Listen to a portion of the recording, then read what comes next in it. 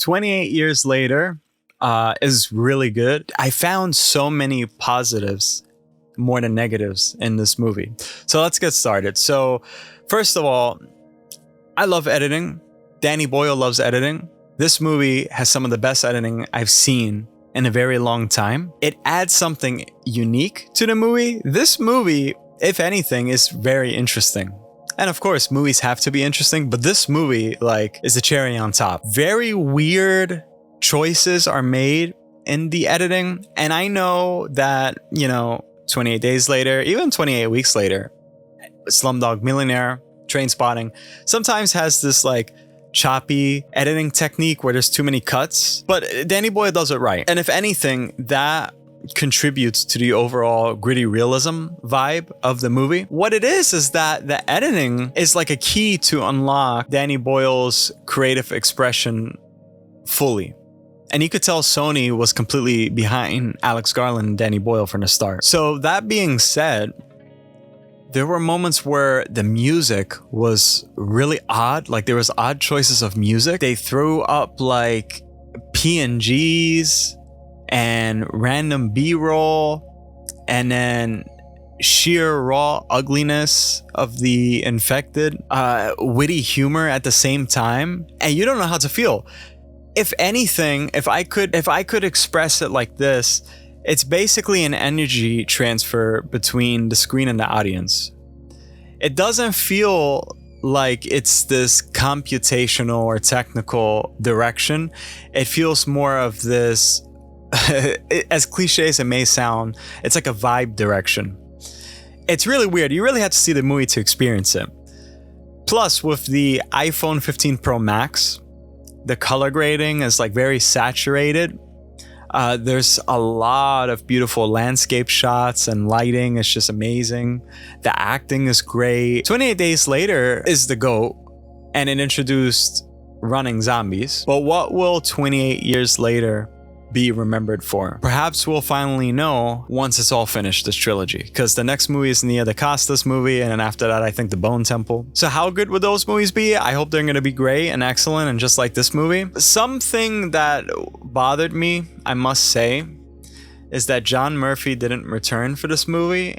And John Murphy is a GOAT. I mean, the guy invented music identity of 28 in total, especially the second one, where the score was more robust. So I do feel a little disappointed, but they did have Hildur, whose last name, respectfully, I'm not going to pronounce because it's very difficult to pronounce. She composed the Joker soundtrack, which is awesome. My oh my, I mean, that intro with that music and that imagery, holy shit, dude, that's memorable. That hands down, people search 28 weeks later opening scene or cottage attack or cottage scene, and I feel like this will also be iconic because hands down that's one of the best openings. I mean, that was awesome, chilling, devastating, but it makes you feel weird. It posits something because the way how the editing melds everything, the editing room is the kiln, and let me tell you, all elements melted together seamlessly. I mean,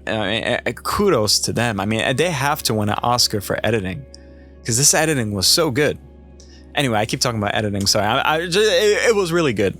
Okay, so that's the last thing I'm gonna say about that. The iPhone 15 Pro Max, they did a thing called bullet time that was used in, of course, the Matrix movie when Neo is dodging in the, you know it, right? They used it here in a very interesting way where it wasn't like Matrix. It almost felt like PNGs or stills, and I apologize if I keep saying too much, but it was weird. It was very fast.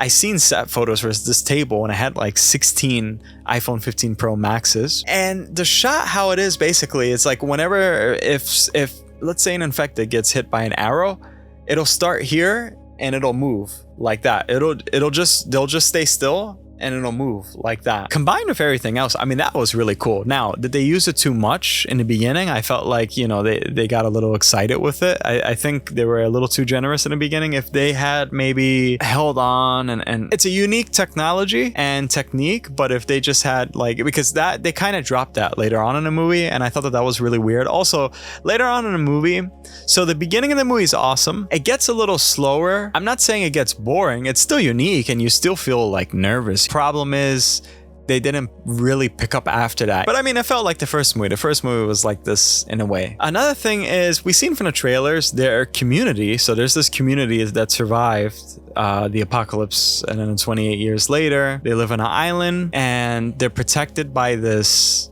magical bridge ground thing that floods. No affected could cross it. That's really weird too. There were some scenes where they were walking in it, and it sort of flooded, and they didn't really show proof that it floods even deeper. I'm like, okay, well, the infected, they could run and they can climb, and you have an alpha, so how are these people still alive? And we do see some scenes where the infected are in water, and they're moving like this and stuff. It's like they're dancing in the water or something. So clearly they don't mind water. So it was just really odd. Yes, the alpha is introduced in this movie. There's another infected that we've seen from the trailer. I'm not going to give major spoilers for that one. I'll just say that one is very disturbing and weird. Yes, very disturbing and weird, and it leaves something with you when you think about it. And good luck sleeping with the lights off, because I'm going to be thinking about that. Yeah, so that